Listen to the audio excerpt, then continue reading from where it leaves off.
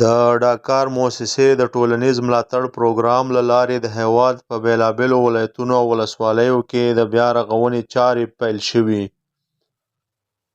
په دغه پروژه کې د هیواد په کچه 85 سلنه بېروزګاره ځوانانو ته د لنډ مهال لپاره کار برابر شوی.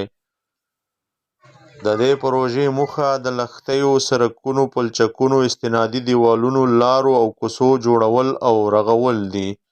که یو طرف ته خلک خپلې سیمې رغوي، له بل طرف ته کور ته حلاله نفقه هم ګټي. خوشاله خو ځکه خوشاله چې په دې شرایطو کې دا خبره ثواب او خورما نو پیسې راته دوه راکې خپل کوسي په خو او پیسې دوه راکې کار خپل دی نو خو به خوشاله یم.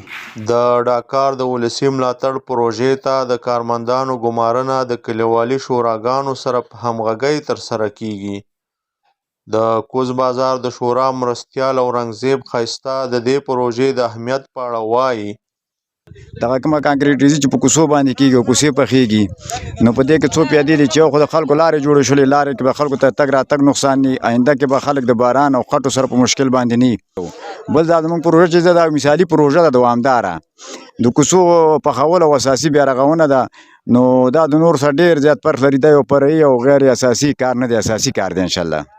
اوس په ډیرو کلیو کې خام سړکونه رغول شوي او کوڅې پخې دي چې ټول کلیوال له دې چارې څخه خوښ دي او د باران پر مهال به د لارې تګ راتګ اسانه او چکړې به کمې وي.